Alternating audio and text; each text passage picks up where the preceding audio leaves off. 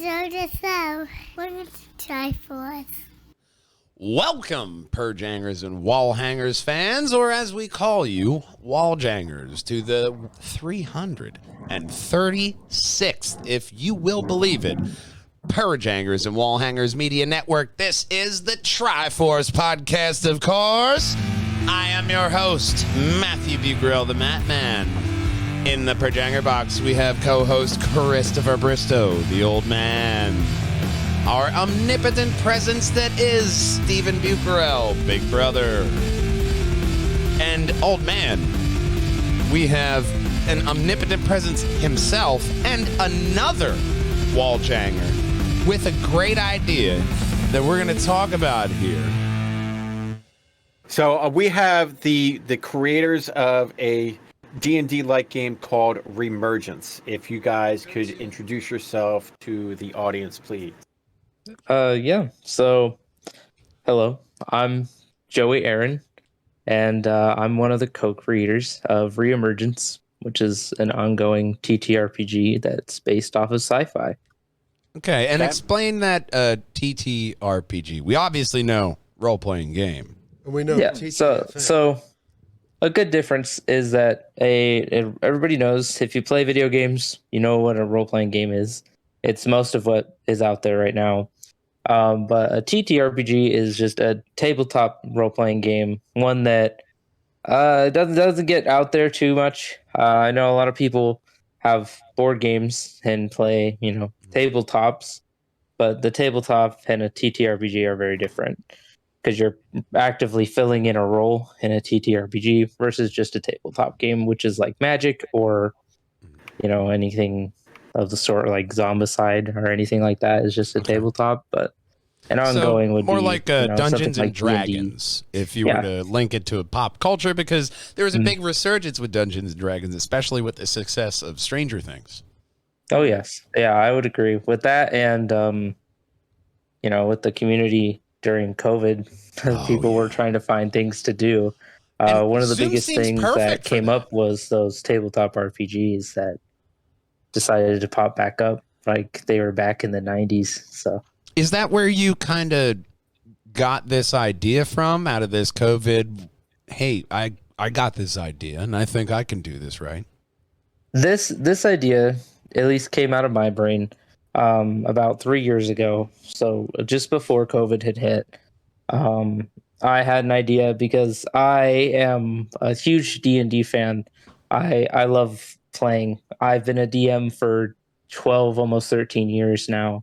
And so for me, I have constantly been on Kickstarters, seeing all different kinds of, different things, forums, whatnot, people selling their ideas, and every year, around fall time, summer to fall time, you have this endless sea of like D&D books created by people, with all these lore books, with all these weapons, new enemies, new ideas, but they flood the market.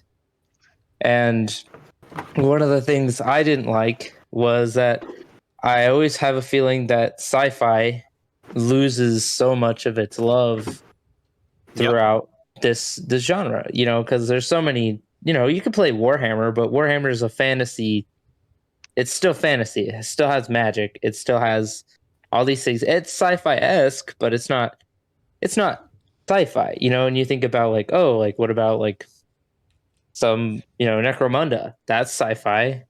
Yes, it is, but it's not really. Well, sci-fi is a very vague term. That's a Batman generalization blanket. To equate that, it's kind of like what Too Human was on 360.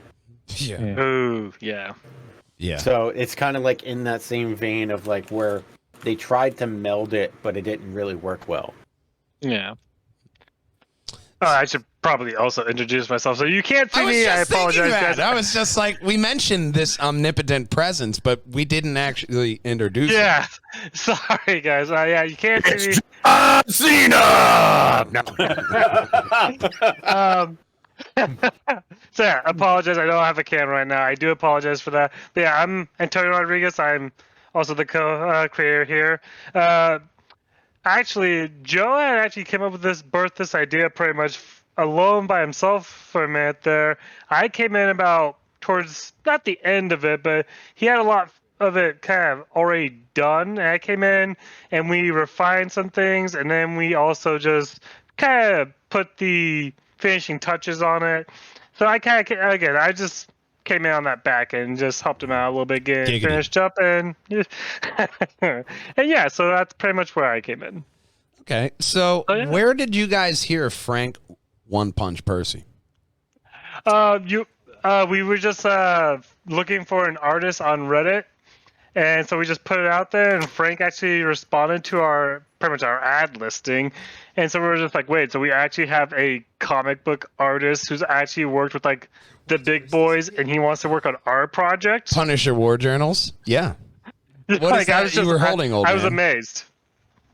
Again, when we first saw that, again, for us, we are new to the game. You know, I've never done any kind of business like this before. So for me, I was like, I have no idea how to go out recruiting besides, you know, going on social media and just seeing what's out there. And so when Frank he came up to us, and we explained that it's a sci-fi, sci-fi theme. And Frank that's right up Frank's alley. He loves phenomenal art with that. You know? Oh yeah, and that was a little bit of Frank's art. Old man got that for his birthday, I believe. Last year, yeah. This was from Frank, Ironman, and I still have not taken it out of because I want to keep it sleeve. in the sleeve. It is. Yeah. Oh, it is very sacred. Frank is a very close friend of the show. Like I said, and I'm working on stuff with him. He is a very gentle soul, but he's also, like I found, he's very wise, and he's a very good teacher. So, especially with this project, I mean, I saw his artwork, like I said, because I know him. And I saw the artwork, especially the cover art. I love for the box. Yeah. Frank has a way of doing sci-fi, especially with his art, that is very, very great. It has that kind of Marvel feel from that era of that, like, Punisher War Journals, the inking that he does. It's very impressive. And he's actively doing it. I mean, doing projects like this that he believes in, that he likes. And that's why he reached out to us, because he said, man, this is really cool. It's like D&D, because Frank is a huge D&D fan. Yes, he is. He actually reached out to us to start a D&D podcast. Oh wow! Did not know that. Did not. So I've never played, but I am interested. So I feel that's the perfect introduction to it, to do like a D&D podcast and just have fun. Oh yeah. So as you can see on the screen, I'm sharing out. Here are just some of the drawings and the assets that you've shared with us, like just giving an idea as far as the maps, and then behind here, I also have a picture of some of the actual other characters. Let me. And Frank was really impressed with the one character that you pulled from his drawing, because he was like, I don't know, I just did like from here up, and then they just created this characters, and he was impressed with it, to where, you know, the characters that you have in there, or the board pieces, every little detail you put into this game has to be intricate. Yes. But also it has to hook people, because we're in this digital age, to where you have a game like I was looking it up here on my Steam, because the one kind of role play game that I got into video game wise was Dungeon Land on Steam, because you had one person who was the dungeon master, and then you had your rogues gallery going through this dungeon that your friend creates, and he constantly throws stuff at you. And on a old company that I had, we had a game stream of it, which honestly wouldn't be a bad idea. I mean, it's a really fun game. It's cartoony like, but it's along that same lines of that role-playing game. It's not going away. It's only going to stay. It's just going to evolve. And the stuff that actually keeps physical form, like this, to where you have this Dungeons and Dragons feel, but you've also described it as simpler. That makes it a lot more welcoming to somebody like me who has always been interested, but I don't need an encyclopedia. Yeah. That has been I will say, one of the hardest parts that we had was actually creating a simple system for what we think everyone can use. Because I don't want this to be just another game you can throw out there and just say, you know, here, I'm going to play catch and just throw my line out into the water of, you know, all these games. I want it to come off as, you know, simple. I don't want this 600-page, you know, encyclopedia you got to read to make sure that you even understand what half of you're doing. It should be know quantum simple. mechanics and risk management all at once. Exactly. And everything. I've gone through so many games, TTRPGs. So, you know, Star Wars 5e, a big one that gets real complicated real fast. Yes, it does. Another one is Necromunda, like I mentioned earlier, is you have to know how to use a protractor. You got to know how to use all sorts of different math tools.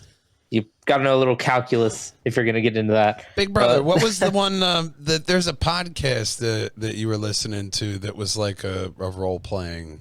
Was it Elite Dangerous or no? That's what was that? Guard Frequency. There you go. They have oh my god, D&D space sci-fi. Yeah, in the Elite Dangerous world. That's where even audio wise, you can still hook people with this, and you can have. I mean, I might as well mention it on the podcast, a Reemergence Podcast. I mean, you happen to know a media network that can help you make it happen. I will say I am more than happy to run the game for however long. Again, this has become something I've run it so far with close to around 40 people in playtesting already. I've been able to have people play it and give me feedback. I will say the hardest part about it was definitely space combat encounter stuff. But out of those 40, I had three. Was it 40 three people that said they once? didn't like it. It wasn't 40 people at once, was it? Oh, no. Oh, I was going to say, that's a lot of people. You're really No, good. Look, man, when you start mentioning Don't mind statistics, his snarky cynicism. when you start all the mentioning time. statistics, He's a Big Brother very will perk literal right up. figure. Big Brother Not gonna will say I perk right haven't up when seen you it. mention Not gonna say I statistics. haven't seen He it. loves them. Let's get some numbers out there, gang. Get them numbers up, rookie. Let's get some SPSS, stats. anyone? This Come is on, Mr. we're a little Coffee. I SPSS always in the- drink coffee when I'm watching Radar. You know, guys, I will say another thing that was difficult with this, and Joe, obviously you can attest to it, was finding that balance of hand-holding, but also leaving enough discretion to the GM side. There has to be that balance, because you don't want to handhold too much, because then you start to get that encyclopedia problem. Yeah. But you also don't want to leave the newer GMs hanging. Mm-hmm. So again, just you have to try to find a balance there. And I'm not going to say we struck it perfectly, but I feel like we have a solid balance in that regard. You have a good where the pendulum doesn't swing too far right or too far left. Correct. You have I would hope. Yeah. It seems to me that you have a good barometer of where things are sitting, like right where the sweet spot is. I think nobody's actually said this word in a while, but it's called center. You're in the center. You're not to the left. You're not to the right. You're in the center, which some people actually enjoy. Right down the middle. That was a political joke. Yeah. One thing that we don't do. Hang on, I got a button for that. You're giving the variety of players of all skill levels to enjoy.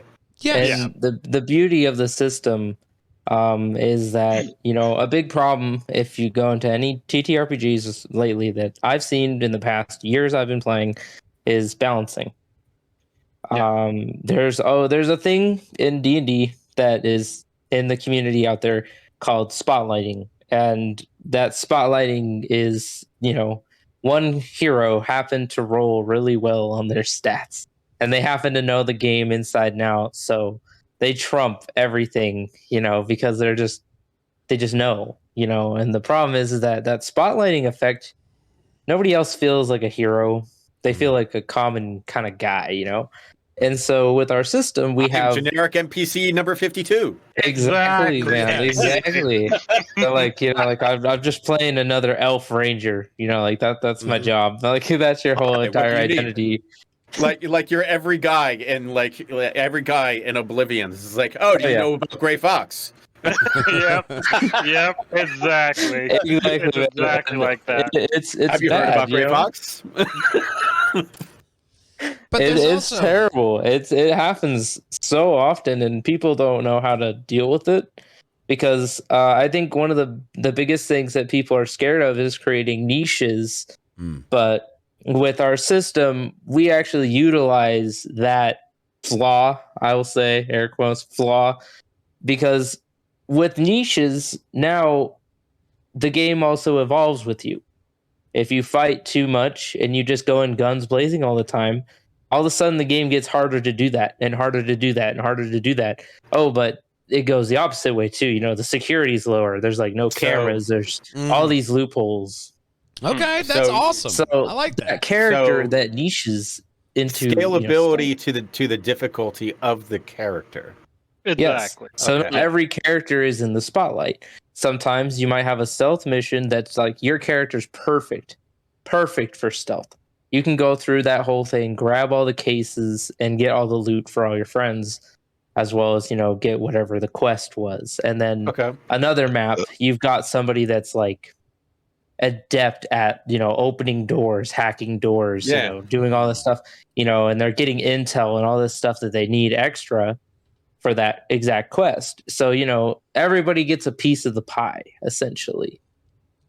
I like that. At the end of the day.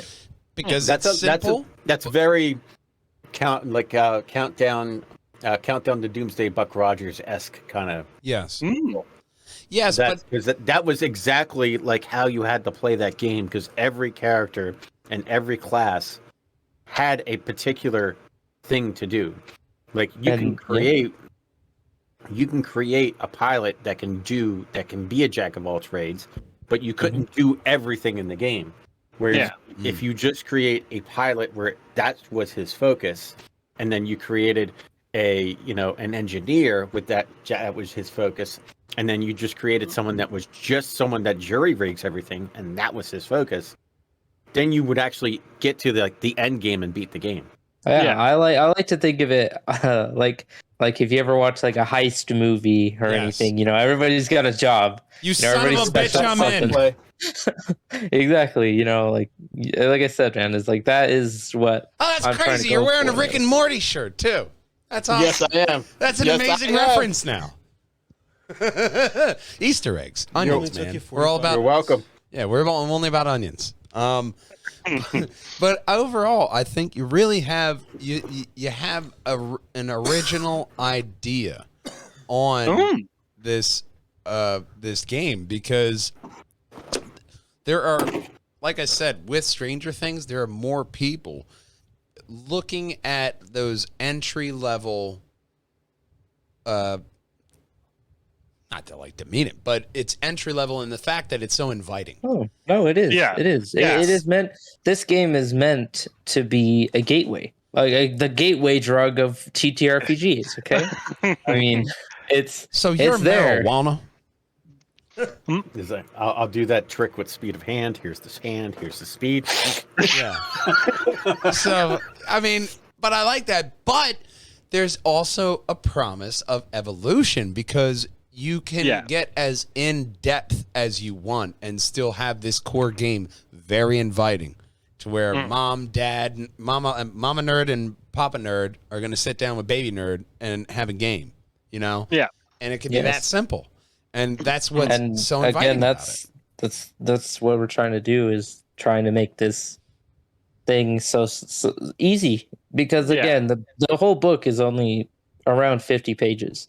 And I look at that and I say to myself, 50 pages like that's like a day read, a couple day read, you know, like I could teach that to everybody that I'm playing with at my table, you know, and everybody, you know, has their own reading speed, but of course, like that looks so, readable, it's attainable. Yeah. compared to the rest. You know, you look at the D&D DM's guide. That Jesus thing's got like Christ. 320 pages. Yeah. And half of it is nonsense. And I'm sorry, no disrespect to the greatest TTRPG in the world, but it's got its flaws. And I think right now too, I've seen a spike in sci-fi again just this past year. Oh yeah. With everything going on, and I am excited to say, I'm happy to join in that little pool, and I'm hoping that it goes great because I want to grow with the community just as much as I want it to be,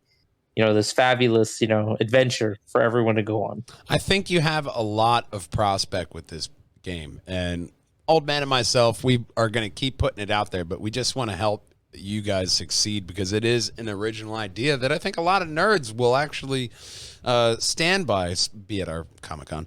And you can actually sell a lot of product at our Comic-Con. So once we actually get that going at our Comic-Con, you guys can actually have a place for your game at our Comic-Con. And really, highlighting you guys is the main part at our Comic-Con. So we want that to be the focus.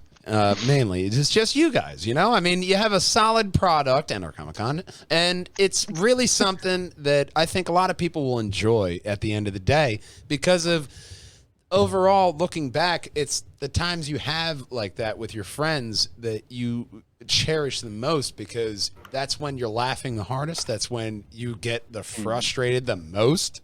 And that's when you bond the closest is over games like this. Oh, yeah.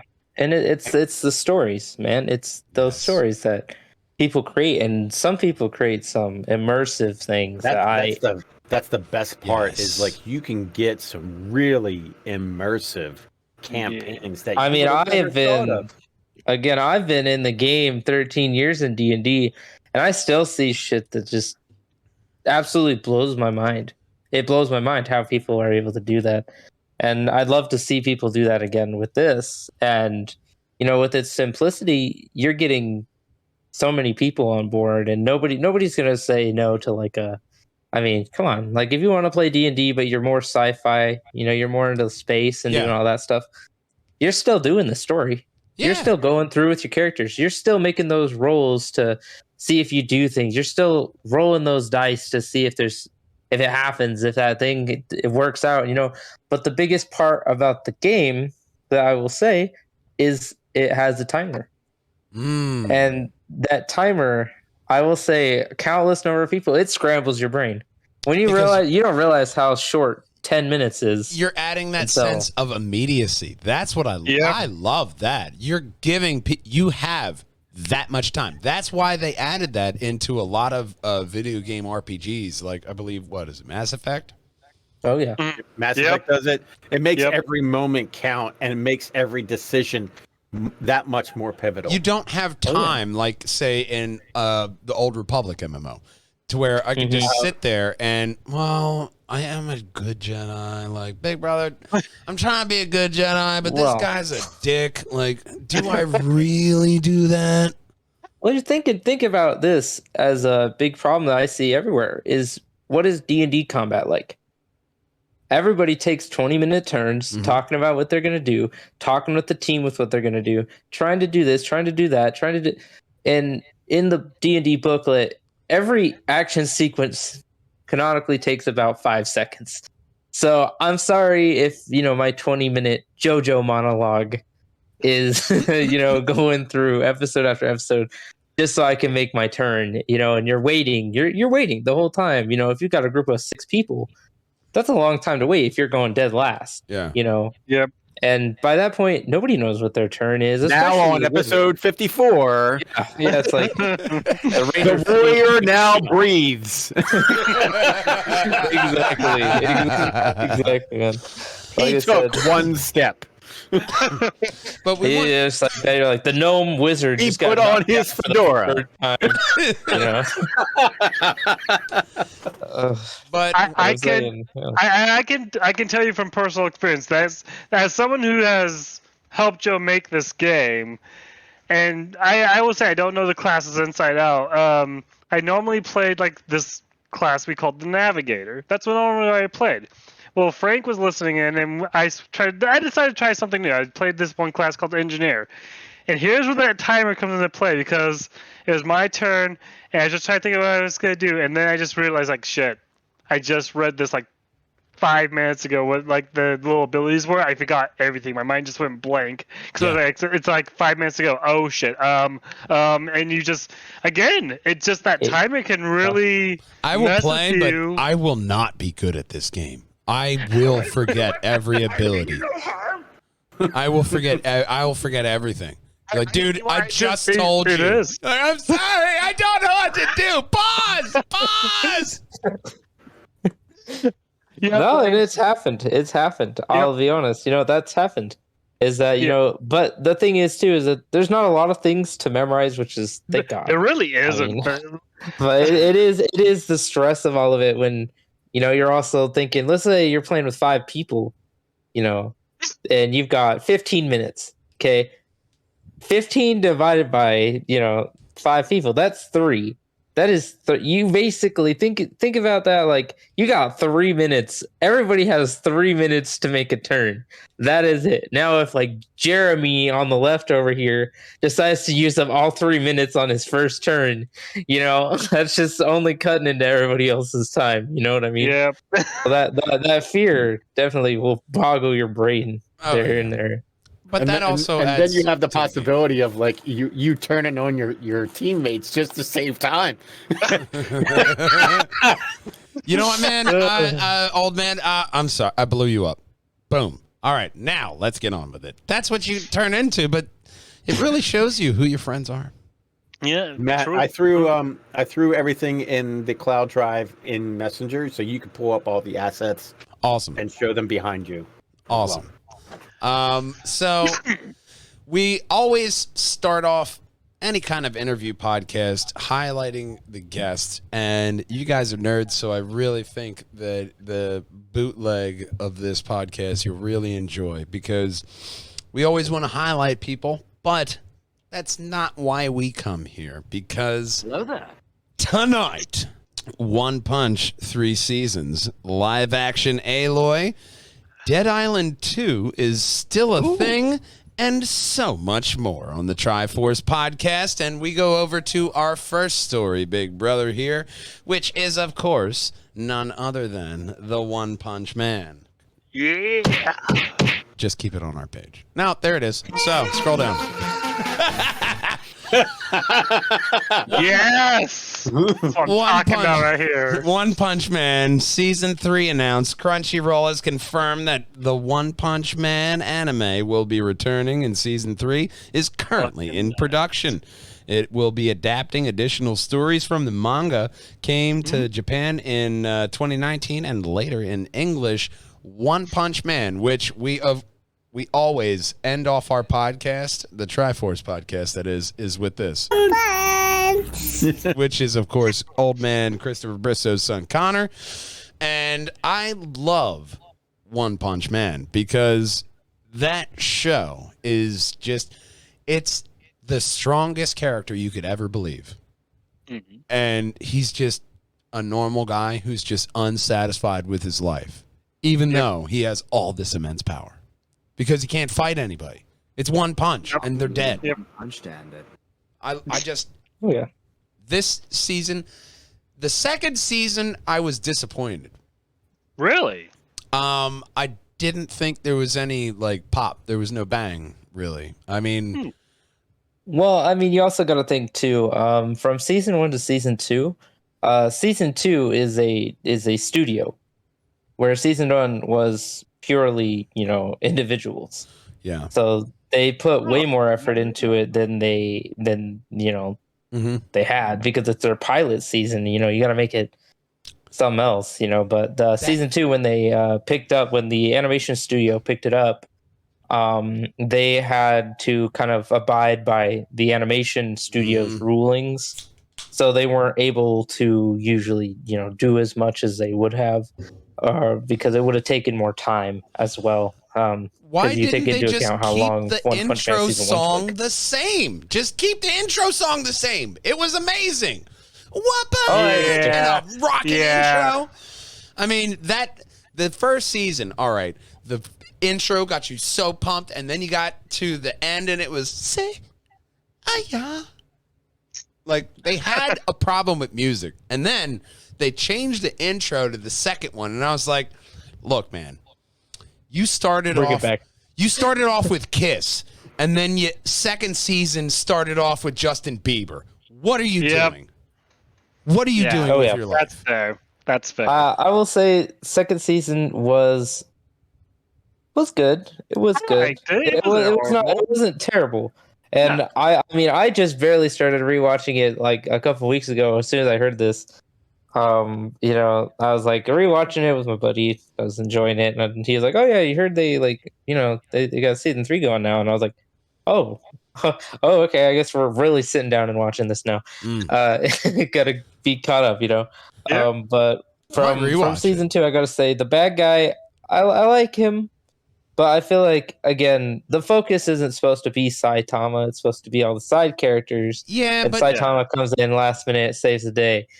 That's the problem I had with this baddie. Because, I mean, it kind of felt like they were more going anti-hero. Like, he doesn't have to be a woke bad guy. Just let him murder. That's what bad guys do. Just let bad guys be bad. Yeah. Because they're bad. They're bad. You know it. Shyamalan. I think the main issue for me was he had this, you know, it didn't come in until the end where he was like, "Oh yeah, like I can copy people's styles." It was like, so you only used it on Dogman. Like that was it. Like that's the only time you use it. Like there's 1,000 other fighters that you fought that have way cooler styles, and you could have just take tapped them at the knees. Dogman. But you're like, all right, cool, yeah. Stretch out a bit. I'm gonna peacock a bit. Just gonna stretch out. No, I mean that's what I'm saying. I really wasn't satisfied. The season 3 is gonna be kind of clutch into really capturing people to where pulling from the manga is fine, but that's anime. It literally is the definition. You're taking a manga and making it a cartoon with Japanese flair. The guy who's a hero for fun. And that first season, you got that flair of he's like trying to get to the grocery store to get that sale. I felt that. I felt that. Okay. Yeah. First couple episodes are some of my favorite, honestly. They were amazing. And that's where I want this third season to strike those chords. I sent Matt a clip of my 2 young kids, and they were like, it was like a couple years ago, like 4 and 6 at the time. Episode 2, when the mosquito. Yeah. When he's missing the mosquito, and like all of a sudden, like, and they're just busting up laughing, like falling over the couch and everything, and it's just like, oh my god! Everybody resonated with that scene. Like that little bastard would not die. He would not die. Oh my god! And then like he's still to this day be like, can we watch that episode? And we'll just laugh hysterically every time. And he is always going to be my one punch buddy. But something else that may punch you up is this next story. Because it's coming September the 1st. Lord of the Rings, the Rings of Power. They dropped the trailer before the September debut. The Prime Video has... There we go. I've seen it. The Prime Video has dropped their latest trailer for The Rings of Power, set to premiere on September 1st and 2nd, depending on your time zone. The series is set in the Second Age of Middle-earth, thousands of years before the events of Lord of the Rings, because that's original right now. And it's set to bring some of the J.R.R. Tolkien's fabled stories of the Second Age to life. Beginning in a time of relative peace, the series follows ensemble cast of characters both familiar and new as they confront a long-feared reemergence of evil to Middle-earth. Obviously, they're talking about Sauron.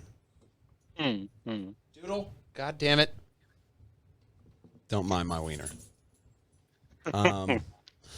How do you guys feel about this? I mean, everybody has to have that kind of fantasy medieval property, You got Netflix with Witcher. You got Amazon with Lord of the Rings. HBO, obviously, they are rocking the hell out of the House of Dragon right now. How are you guys feeling about this one? I will say I liked House of Dragon, but I love House of Dragon. To be honest with you, When you have adults in the room, it is so much better than two college kids who are studying film. I'm just going to put that out there. Yeah. I mean, it's again, personally for me, I'm not the biggest fan of Lord of the Rings. And unlike George R.R. Martin, shame on they you, can Joe. complete Shame on something. you. I like the originals. I like the director's cuts. I'm that guy. I don't watch nothing unless it's the extended cuts. Mhm. But Fair enough. Fair enough. I like those ones. I like The Hobbit. I think they should have stopped there, honestly. I haven't even watched The Hobbit. I just stopped with the original trilogy, and I was happy there. I was like, that was a nice story. Yeah, Leave it at that. This The new end one, was nutty I'm because not you're like, too hopeful for. where the hell did those goddamn flying fucking griffins come from? You could have just flown them in the beginning. It was the best he, she ever. How it should have ended. Not that thing that you were thinking of. Yeah, I want to be hopeful for this, but yeah, I'm with Joe. I'm in Joe's camp here. I like Lord of the Rings, Joe, but yeah, I mean, I don't know. I can't get behind this one. I just can't. Meats Back on the Menu, boys, is the one scene I've replayed over years of my life. But I just feel that obviously Bezos is trying to cash in on that Tolkien money. And Netflix, they're doing what they can with their gaming properties and everything they can get to try to keep people from unsubscribing. But with Lord of the Rings, this is a time that you can honestly have fun with. And it's a lot like the House of Dragon, to where you're going to a property to where they kind of glazed over History Channel style in a book, to where now you have an in-depth, we have as many seasons as we want, and let's make a good story. That's what makes that a good story. That's where I kind of have a lot of credence for this Rings of Power series, because they're throwing a lot of money at it. And that seems to be the problem with Netflix, is we always thought, oh, you get Netflix money, but it's not like that, especially with Not animated. anymore. Yeah. No. And now you have Bezos money saying, what did they do? They threw money at it. Hey, you nerd, make shit. Here's money. Here's money. Yeah. I mean, you're not wrong. Pretty much what he did. You're not wrong. And Now, I mean, again, with it's Netflix, like they spent an absurd amount of money per episode for this.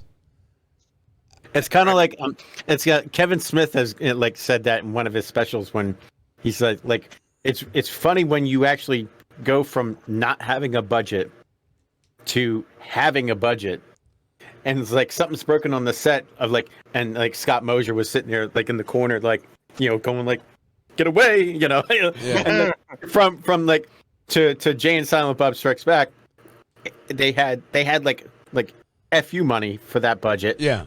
And he's just like, there's something broken on the set. That's fine. Throw some money at it. But it's one of those things that Amazon has. I mean, he's sending celebrities to space and making them pay for it. Rightly so. You got to pay for the seat, man. I mean, if you have the money, I mean, why not? Just saying. But I've definitely seen what Amazon has been doing with Prime and everything. The Boys. They have some good shows. I'll say they have some good shows, and I will say that a lot of them aren't bad. Have you checked out Upload?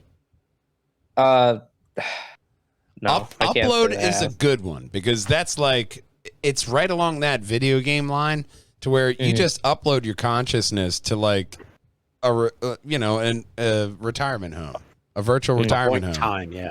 And you just live out eternity in that retirement home. If you were wealthy, you pretty much have anything you want. Yeah. Forever. Yeah. And it's a really good show. Upload is a great one. But it's just they have those shows to where they'll put a lot of money into a show, and then they will put it out and then do nothing. They will go crickets quiet.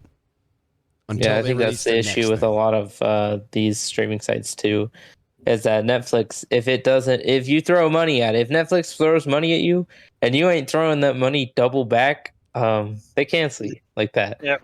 That's the other thing is it's like in order to advertise on a streaming service, you have to advertise on cable or on YouTube. Yeah. So where like the exact place that you're trying to pull people from, you have to send money to. Yeah. It's a weird dichotomy that you have to do, and it's like they're not doing anything different. Hi Connor. We were talking about One Punch. We were just talking about it. One One Punch. Hey, bud. All right. Can I please watch you? Yes, go. There you go. Close my door. Love you too. Another thing that we would love to do is go right over to this next story because HBO shows us its first footage of the Last of Us series. Oh. HBO Max. This is a thing. Oh, yeah, man. They have released a brief 20-second trailer for The Last of Us, starring Pedro Pascal and Bella Ramsey from Game of Thrones. Definitely seen it. To tie in the stories. Ramsey as Ellie and Pascal as Joel recreate a heated moment of dialogue from Naughty Dog's video game, and the heartbreaking opening of Last of Us featuring Joel's daughter makes a brief appearance. The footage also teases the fungal remains of a clicker and gives us a brief glimpse of Nick Offerman as Bill. You know Bill. We love Bill. Everyone loves Bill. Series is created by Craig Manzin, who is behind HBO's Chernobyl, and Neil Druckmann has been producing this from Naughty Dog. So, old man, how do you feel about this? So the casting of course, I mean Pedro Pascal, he's doing a good rendition of Joel. I'm going to give him a B+, A-. Okay. He's a good actor. He's a very good actor. The spots that we've got so far, the lines, the way they're delivered, they're taking with their own liberties of how he's interpreting the script. So I'll take it as it is. Mm-hmm. Direct involvement with Neil Druckmann, I'm fine with that. You can't have. I know it's going to be an adaptation, so it's not going to be 100%. To me, Joel and Ellie are kind of like a set piece. Mm-hmm. And while I like Pedro Pascal as Joel, I'm not sold on Bella Ramsey as Ellie yet. No, I'm not. No. I like her in Game of Thrones. Only because of how Ellie was portrayed in the video game series. Yes. And I've played the game series. I watched you. Oh, yes. Oh, yes. I watched you right over your shoulder. I still go through, once or twice a year, and I'll just whip through the game. He does. Just to play it. Yeah. Oh, yeah.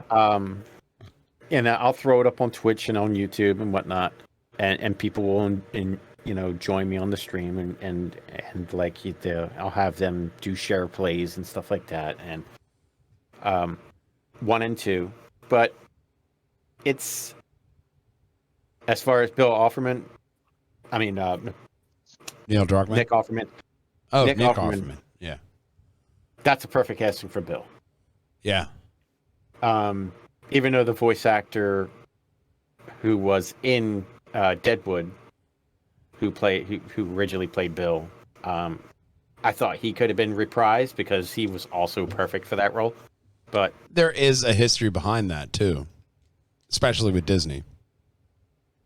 So, but do you think it's going to be good? I'm going to give it a cautiously optimistic a B. Oh, a B, cautiously optimistic. That's actually pretty good for you. Yes. Especially when it comes to Last of Us. I mean, that's a very, very cherished title.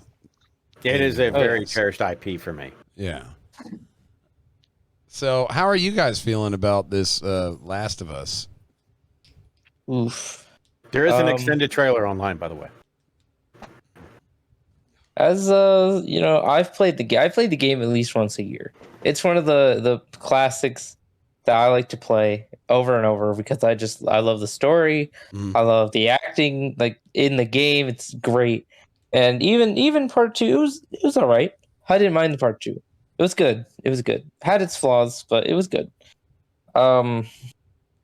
Personally, I never thought the game needed a movie adaptation. Yeah.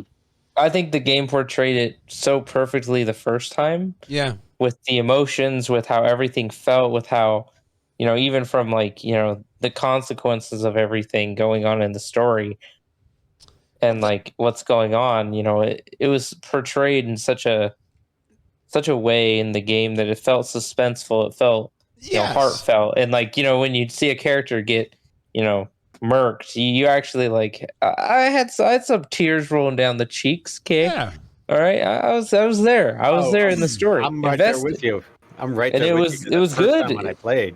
And that's the first time when I played. Oh my god! But that's to speak to Sony and their storytelling when they have an IP, because a Sony game to where they have one of their studios do something, I feel it has a certain quality to it that will, like Last of Us and like a lot of them that you can just rattle off the top of your head, it speaks to you because you feel different characters in that throughout your play of the story. Yeah, totally.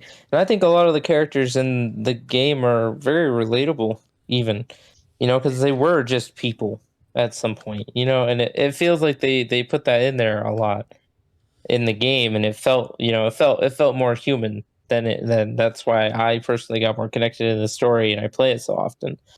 But what difficulty do you play on, by the way? I want to ask. I started off just regular, and then I started moving up to masochist, doing the hard stuff. Oh yeah, heavily. If I made a game, that would be the hardest level. Irish masochist. Irish masochist would be. Like I said, that's how I play. I mean, my first time playing through God of War, the new one that came out in 2018. I played it on God of War mode, my very first time. Just picked up the game, played it on God of War mode. So you have a death wish. Myself. Okay. Yeah. So, but no, I've played it like that. Both ways. Like God of War is the last title I would pick to be like, you know what, I'm going to choose as the hardest level game. It was an old childhood favorite. That doesn't mean you gotta go for hardest, bro. Worth it. It's worth it. I'm gonna kick up Doom. Hurt me, baby. No kidding. No kidding. So I played through Grounded. I've gotten to the end. I've never finished Grounded. They resource starve the hell out of you.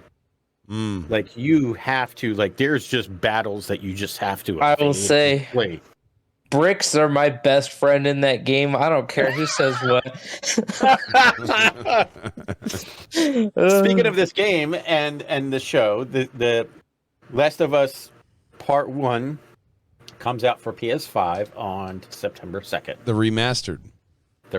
Sir. The re-enhanced remastered for PS5. How many more words do you have to add on to that? Came out, though. How many more do you have to add on to that? I mean, if you like the game, you're gonna rebuy it. I mean, it's not like, oh, is this a new game? I already pre-ordered it. It's already downloaded, waiting to play. Oh no! At midnight.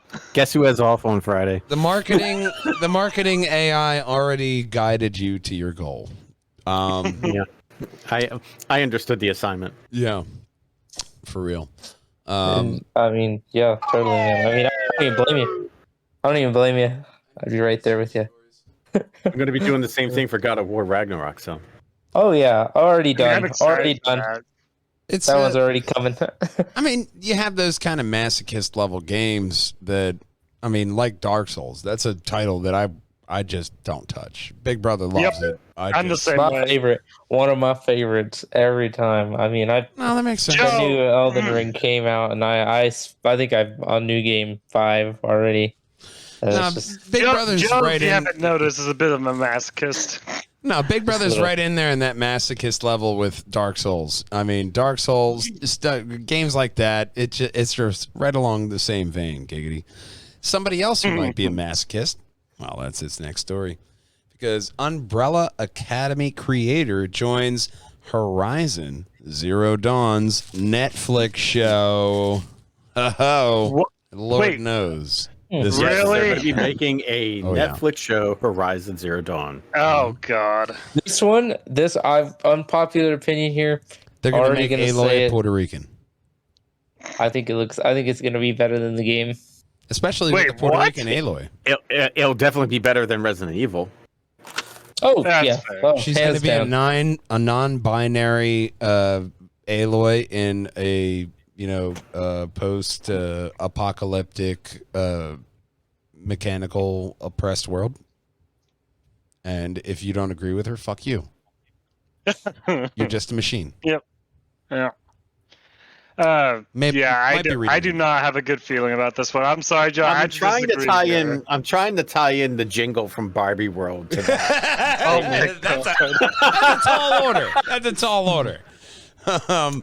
But it's also being developed by, with Guerrilla Games. If that makes you feel any better, Aloy will navigate. That's a hell of a tall neck. This post-apocalyptic America that is guaranteed to be a garbage fire. I gotta tell you. That big ass forehead. Did any of you watch any of the other shows? I mean, we mentioned Resident Evil. They also did Cuphead. I didn't get into Cuphead. I know Connor loves Cuphead, but Connor loves Cuphead. Castlevania. I watched it. Castlevania is Cuphead. one I love. And they have that spin-off of Castlevania as well. Castlevania was one of those shows, especially with the Witcher animated show. Terrific series. So good. I just feel that they're going to be doing Castlevania it's even if you do a spin-off, it's right along the same veins of the game. You just pick a Belmont and go. Oh yeah. Along the same Vania? Yeah. I should have picked up that pun. Yeah, you should have. I'm glad you found that dusty pun off the side of the road. I picked up that Vania, and I gave it to you. No gave to you. Hang on, I got a button for that. So, Umbrella Academy, that was a good pull for them. Castlevania, good pull. Netflix has these good pulls, and I don't really see this one as being a good pull. I got it. No. I want them to finish Dragon Prince. That's what I want them to finish. Yeah. Because that's from that would have been good. I like that one. That's from Avatar creators. Yes. And that show was really great. It's such a nice, you get those a lot with anime. You'll just this isn't a high school. Okay, perv, why? All these kids look like they're fucking FBI agents that are just, trying to get your kid to buy weed off them to put them in jail. A lot of those, it's just oh, you're 6'5" and you're what, 12? Oh, okay. That's literally just I'm 14. JoJo. Jotaro will be I'm Sculpted 16. MMA fighter, I'm 8. Where? On Pluto? I don't get it. Age aside, I don't mean to be ageist. Maybe he is 8 on Pluto. I don't know. It's an anime. That's Saturn, sir. Somebody else who acts like an anime. Oh, that's this next story, and it's the first ever Disney and Marvel games showcase coming in September. Marvel and Disney will be debuting next month, featuring brand new game announcements from the likes of Star Wars, Pixar, Marvel, and more. A digital showcase will debut during the D23 Expo, giggity, on September 9th, and has already promised further updates on Marvel's Midnight Suns, Amy Hennig's Marvel Ensemble game from Skydance New Media, Lego Star Wars, Skywalker Saga, because nobody is actually asking for that dead horse to be kicked again, and Disney Dreamlight Valley. So where do you see Marvel actually getting video games right? So I actually think that Guardians of the Galaxy game was a brilliant game. I haven't even finished it, but it is amazing. Guardians of the Galaxy learned when Marvel Avengers went bad. So I will say that first. Okay. But Disney and Marvel also learned from the flopping of EA with Star Wars with Battlefront. Okay. And Can we also sorry, just one second, bro. Can we also agree though? It's I'm gonna EA. let you finish in a minute. Just a quick second. It's EA. I'm just saying, did we really expect them to like knock that one out of the park? It's EA. I hoped. I wanted them to. Marvel's Avengers, I had hope for. Like, you got Cap, you got Iron Man, you got Hulk, Thor. How do you not dunk this? Apparently, they found a way. Big Brother and I we used to do a game stream on Facebook called Let's Play with Your Pajangers. And we went through, yeah, I know, you just go with it. But we were your Pajangers, and we're doing a Let's Play. It's a brilliant joke. So we were playing through it, and we got to a point where we were just like, that's enough. That's enough. That's enough. I don't know what you're trying to do here, but I'm just done. I went through on my personal playthrough, and I got through a good bit. And even still, I was just like, gotta tap out, coach. Gotta tap out. I just can't. I can't do it. I can't do it.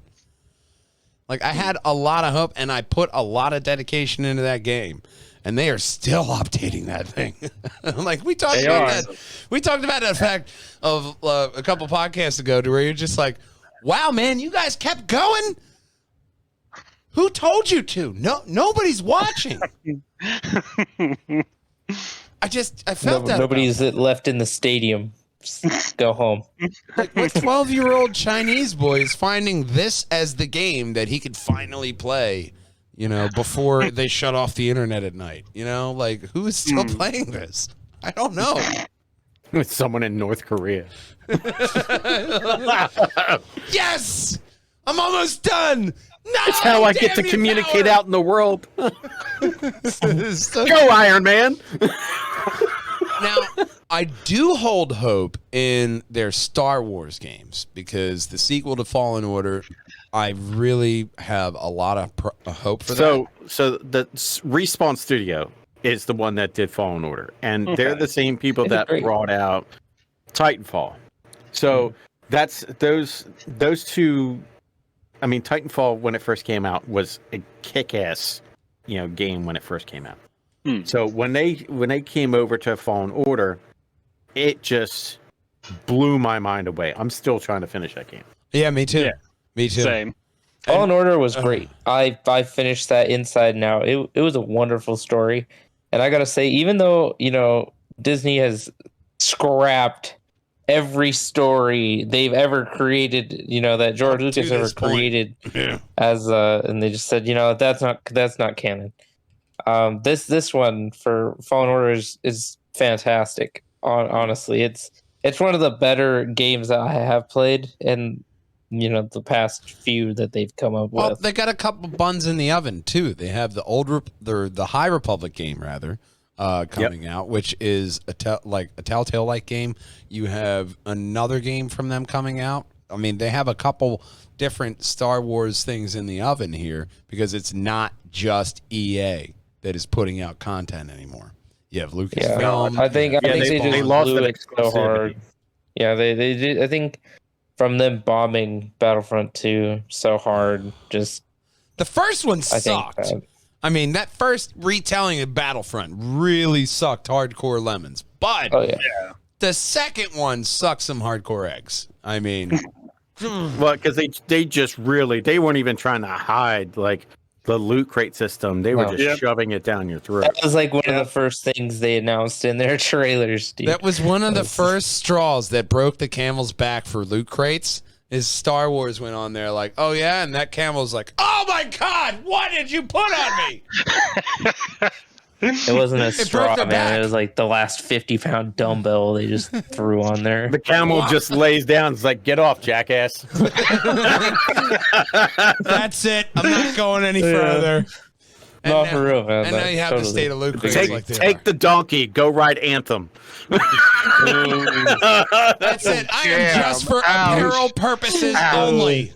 Only apparel. No more dumbbells. I'm done. Yeah. Dog and Pony for show real, is man. over, as if it were. But 1 p.m.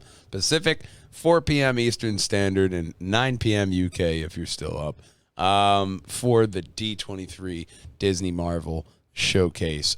I want to have hope, but that bad taste of Avengers and everything else they've crammed down our mouth. The only one I even have hopes for is Midnight Suns. If they can bring that game up, Yeah, I think that's it'll be good XCOM for me. developers. I mean, especially with XCOM behind it, I think you're going to have a good game. Yeah, I think they can pull I it want off, the but- Wolverine game. I want that Wolverine game. That Wolverine game, if they do that right, It would be nice. if they do it like Wolverine Origins, I think it'll be really good. Oh yeah, Dare- I think so. Dare I say, it'll be delectable. A lot like this ad segment. Because we want you to hop on over to PLUScaterers.com. And that's where you're going to find all the most delicious delicatessens in the tri-state area. And if you want to be the next hit of your next office party or event, you're going to hop over here and get them to craft their elegant menus for your office members and guests. And I got to tell you, I've sampled their food. I went to the country of Jersey. It is amazing. It is well worth the investment. And that's why we keep talking about them on the Triforce podcast, because my good friend A Little Boy and her business partner have a really solid idea here. A lot like our guest. You got a solid idea, we're going to put you right here. And we want you to hop on over to APLUScaterers.com. As we move on over to PJAndDWH.com for our end segment, where we end off this podcast. I had to fill you guys in on this end segment idea. I used to watch it was on Facebook. It was a series called Because Science with Kyle Hill. He was involved in Mythbusters and all that. I remember. And now he's off on his own YouTube ventures and, over 1 million plus on YouTube again. But he had this thing that was a thought experiment where, would you really want to be Wolverine? And would you really want the Flash's powers? And he went through nerdy thought experiments. And I try to end off our podcast with a nerdy thought experiment, something that we can digest and we can pontificate over, that we can really work out and find the A+ idea in. And for this week, inspired by you guys, I want to know, what movie or series would you want to see as a board or card game, and why? Oh, yeah. That's a little bit of a tough one here. Come out with the heater.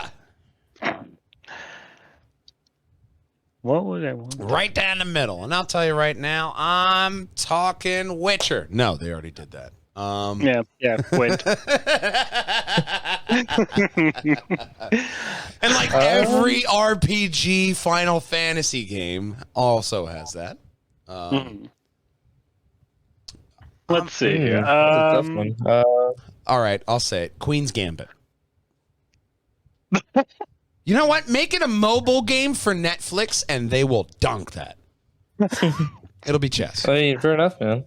I mean, let's see. What would Queen's Gambit game be? It'd be chess. It'd just be chess. Well, it would be chess. It would be chess mixed with like those crappy like mobile like narratives to where you have like Miss Bianca says you made her tea too hot, like, and then another person pops up, and then you play make chess. like a battle chess kind of like thing. Yeah. Oh, absolutely. 4D chess. We're reinventing chess. Might be the podcast title. I don't know, but Well, I got one. there you go. How about a real estate game developed on, I don't know, the boardwalk? And the shore? You know what? That would be good, man. I Yeah, think you that's could something. really have legs on that idea. Wait, Well, I think I they Okay. made a I think TV Parker show, but it Brothers might wasn't- have a problem with it. What? Parker Brothers, they might have a problem. Okay. Oh, you Boardwalk want Empire. I mean, what about Persona? Persona's pretty popular, right? Yes, it is. I mean, that probably wouldn't be a bad idea. Not a terrible one. You know what? I'm good at mixing and blending ideas.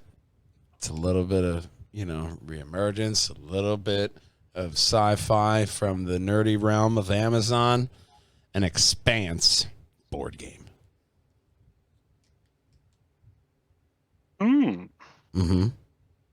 Interesting.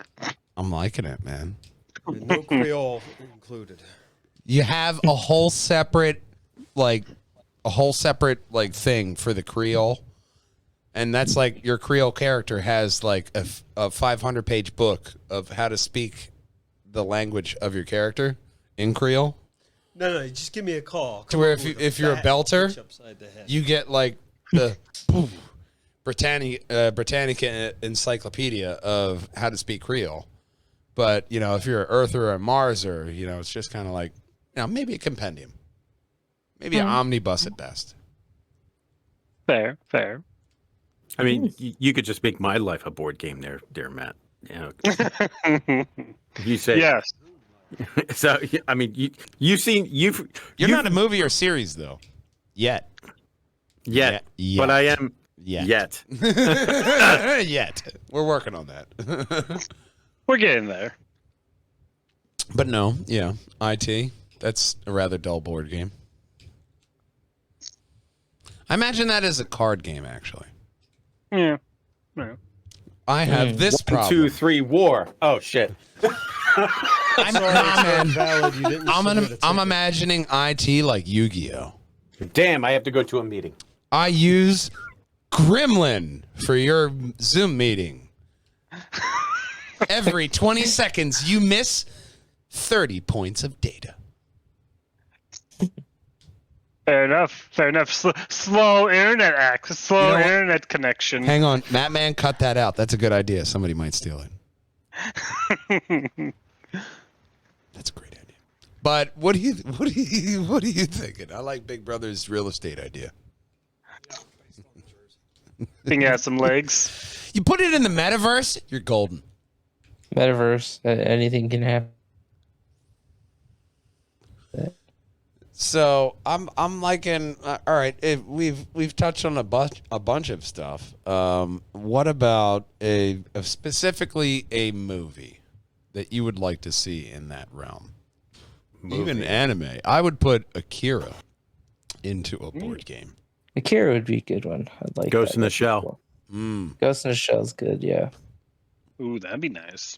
That'd be a nice one. Might be a little unhinged, but like the Daredevil series, I'd like to see something like that. Okay. All right. How about Godzilla? Ooh, bro, that'd be nice too. I'm just saying. A good Daredevil, but Escape from Prison season 2. Oh yeah. Now, if we were to flip this idea, what video game, would you want to see flipped to a board game? To where I would almost like to see a Warhammer style game for Halo. That'd be pretty cool. I'd play that. That'd definitely be pretty cool. Let's see. So many to pick from. Assassin's Creed. Oh, you want to? So we talked about that whole real estate idea. Okay, hear me out. Tropico 6, but you have to deal in real estate. Real estate, Investment searches and motivators.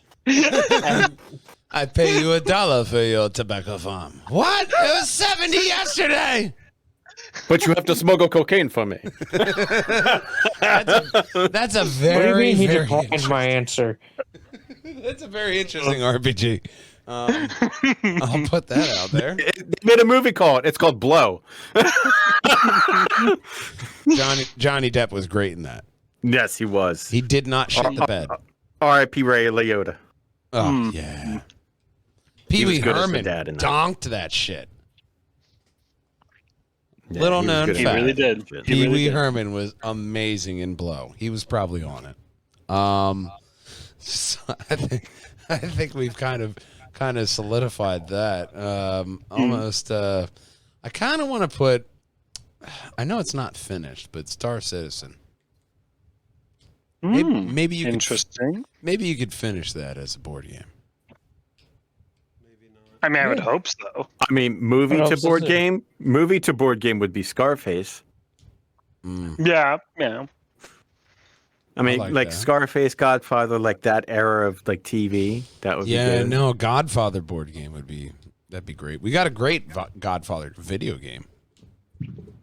But I mean, think like the Godfather ages ago. that's essentially like the underhanded part of real estate in the 20s and 30s. Yeah. And then you had. We keep going back to real estate. So essentially, we're just thinking of different versions of Monopoly.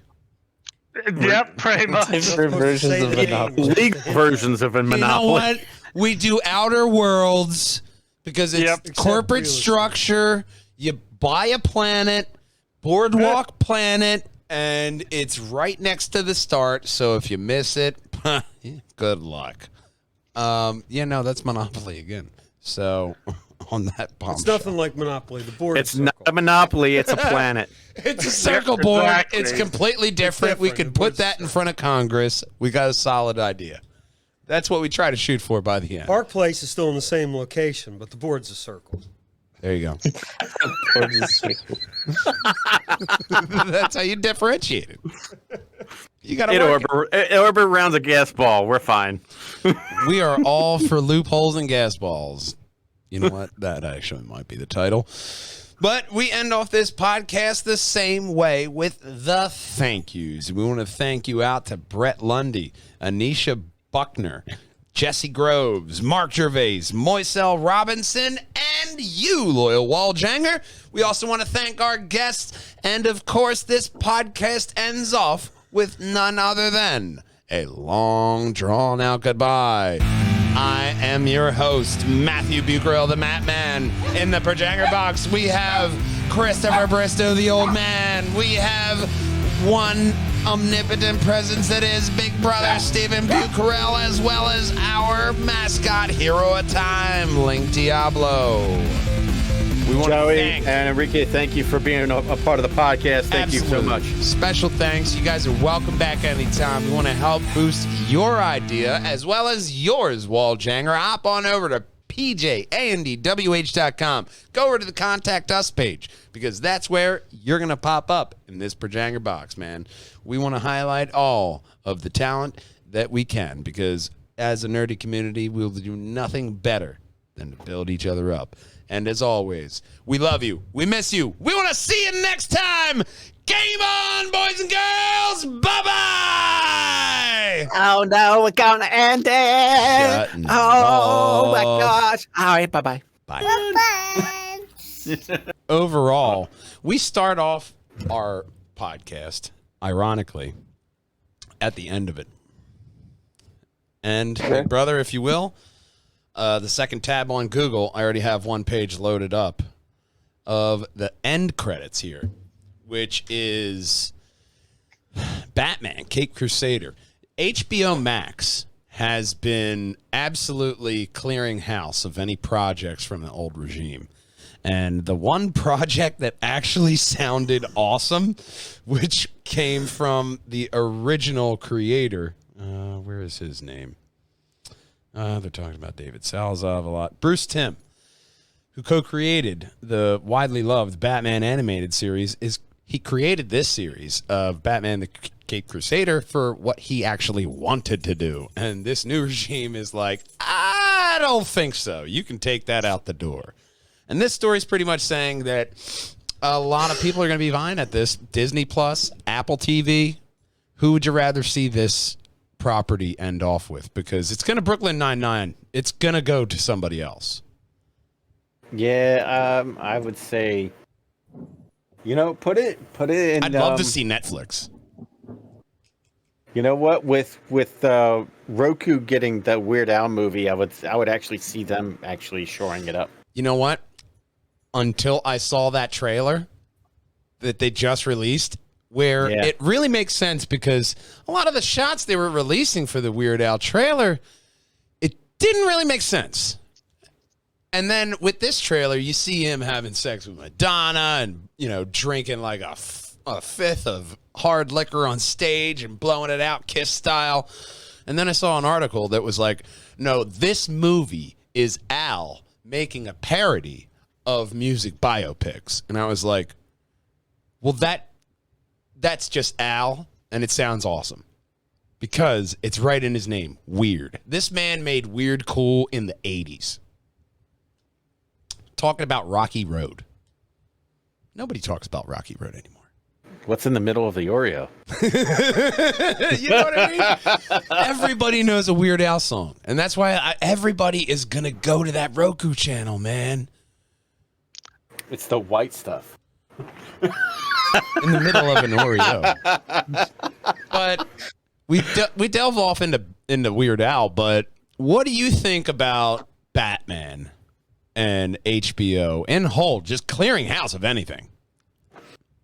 The safe word is justice. Because you are our guest, so you might as well, you know, type in. Either of you. I did not even know about any of this, to be quite frank. So what do you think? Because HBO Max, they got bought up by Discovery, and Discovery is putting people who have not Star Trek Discovery, Discoverer. Oh yeah, Discover. Wasn't it Discovery Channel? Discovery Channel. Oh, Discover is their name though? That's dumb. But Discover bought up the HBO Maxes.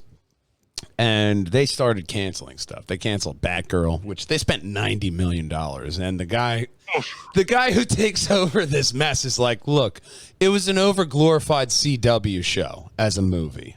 And I don't feel bad about that. I feel bad about the $90 million they put into it.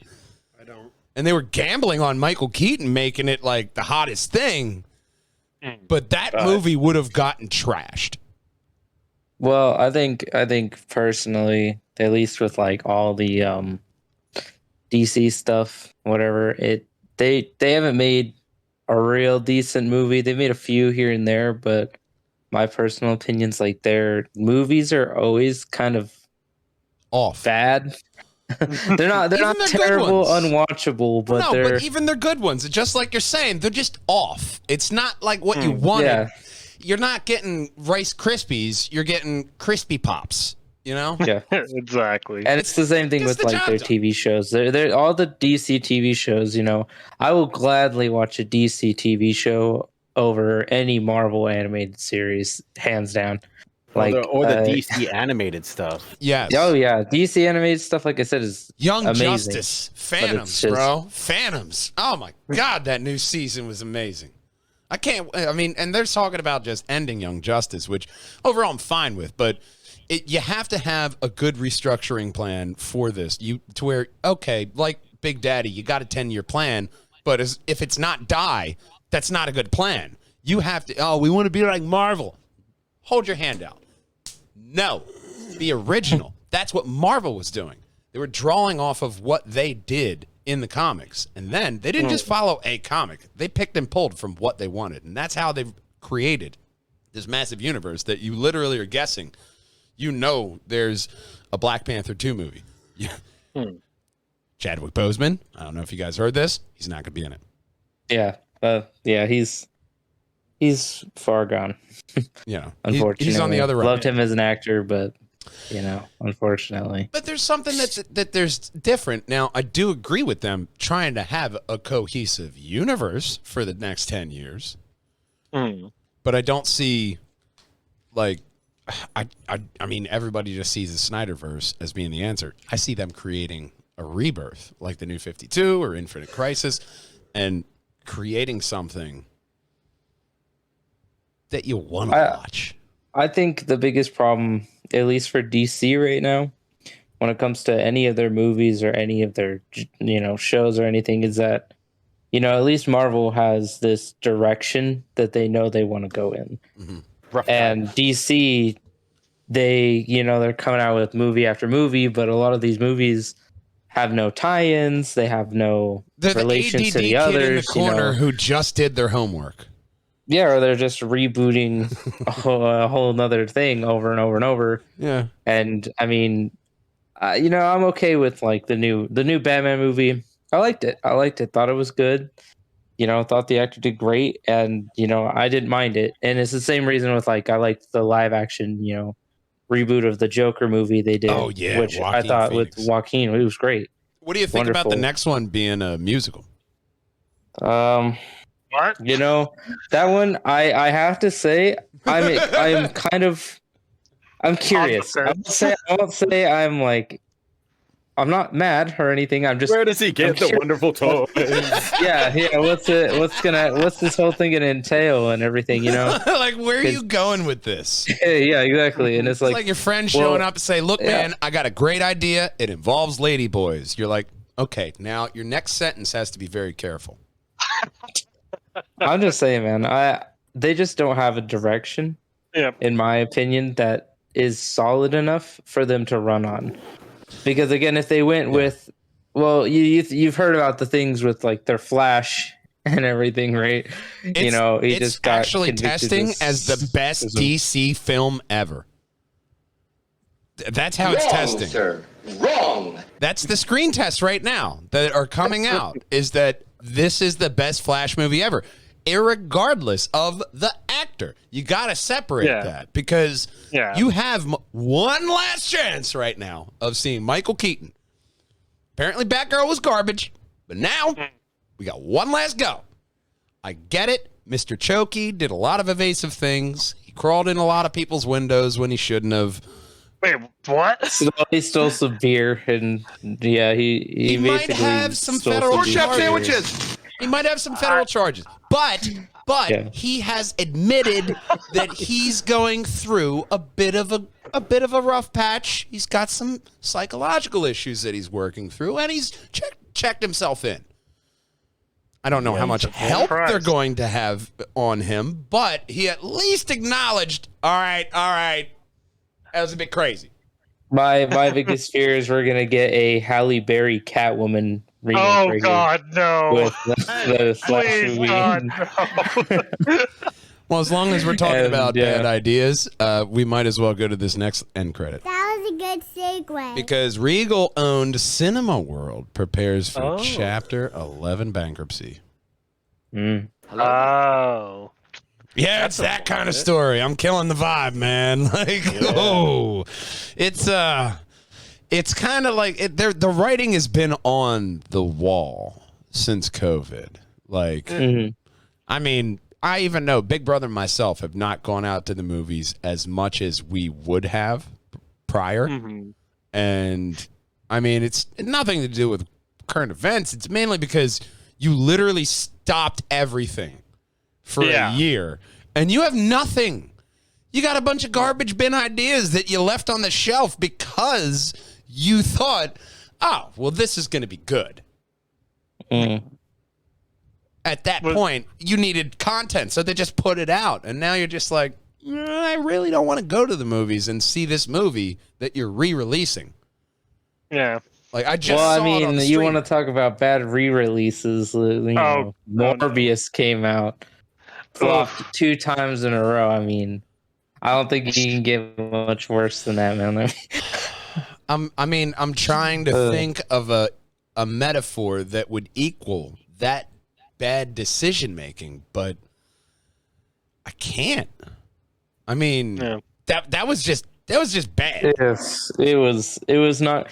You just put that guy into any movie, and he's ruined it. Zack Snyder's Justice League, I didn't mind him as Joker, but I mean, he had like a blink and you'll miss it scene. So yeah. Like Zack Snyder's Justice League, I do like that. I like how they're going back over the Aquaman stuff and they're adding in Ben Affleck. And for all intent and purposes, Ben Affleck could be our Batman for the next 10 years. And maybe we just get that artsy Robert Pattinson, Batman off to the side as a nice trilogy.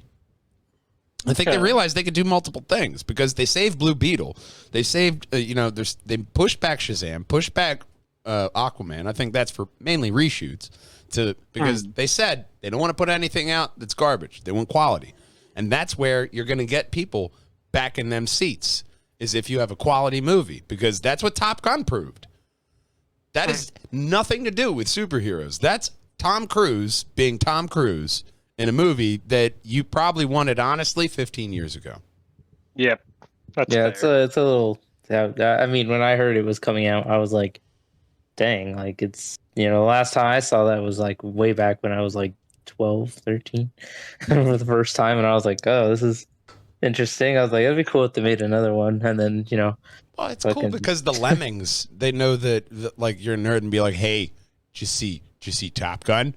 Like, no, I didn't even know it came out, man. I got to tell you. Yeah, I didn't even realize that it was a thing. No, I got 5 other things in the oven that I would kill another person just at the slightest opportunity for just to get a glimpse. Didn't even care. Yeah, he's about going to the danger zone. That's what he's doing, man. Oh my God. Hang on. There we go. Because, all right. A lot like our next story. Farming, but I just archetypally want to take this dagger and just cut a finger off right on there to show you how much I appreciate you and what you've done. I mean, I really did nothing. But this person made a Unreal 5 engine trailer for Attack on Titan. Oh, shit. Yes, I have seen this. I have not seen this. Trailers below. And it is gorgeous. I will say that. It's gorgeous, man. It is. Hopefully my internet will. There we go. They have really outdone themselves on Unreal just 5 what they've engine, done man. alone. Like this right I here? see this everywhere. I mean, it's blowing up all over the place on different kinds of media. I see it on TikTok, Instagram, all kinds of things. It is that fabulous. is insane. And Unreal 5 is getting crazy. I mean, And then I've seen this some scene, people's work on that, and it's you see them it's walking, nuts. you see them jumping and flying. Replay that beautiful bean footage. This is the kind of quality you get from Unreal 5. And I played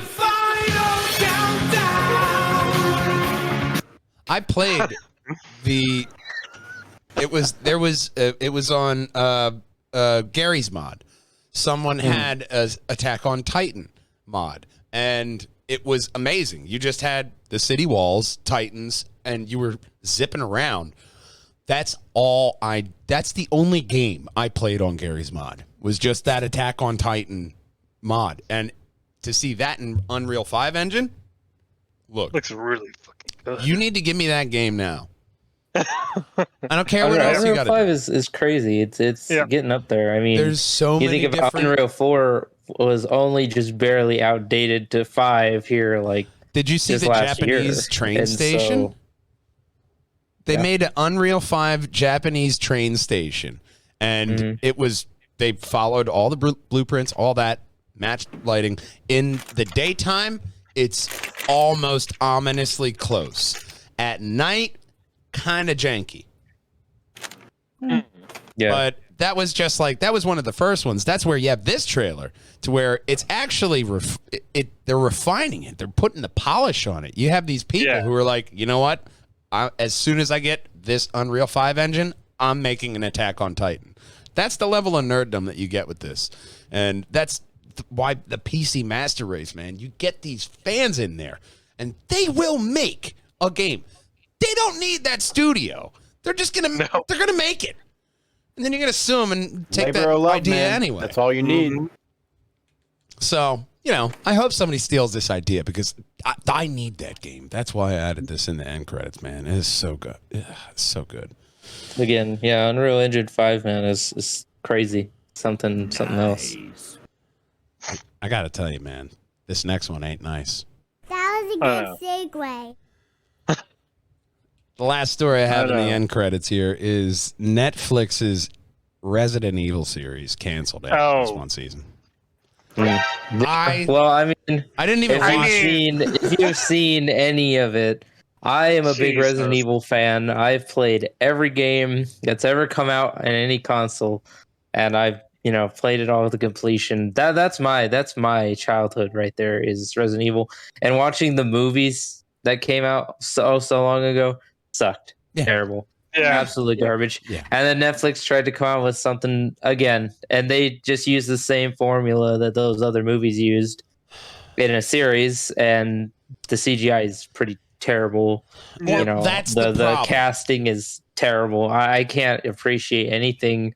And, you know, me as well as other hardcore fans, there's just, you know, disappointment all Exactly. across the board. But that's the thing, is that Netflix nails so many things. Witcher season 2, not so much season 1.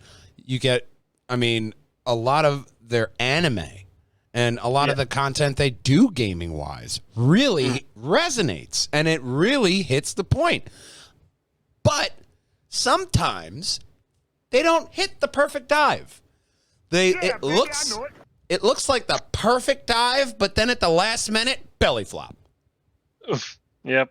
And a big red belly of, sorry guys, no season 2. So what if the guy threw a shoe at me?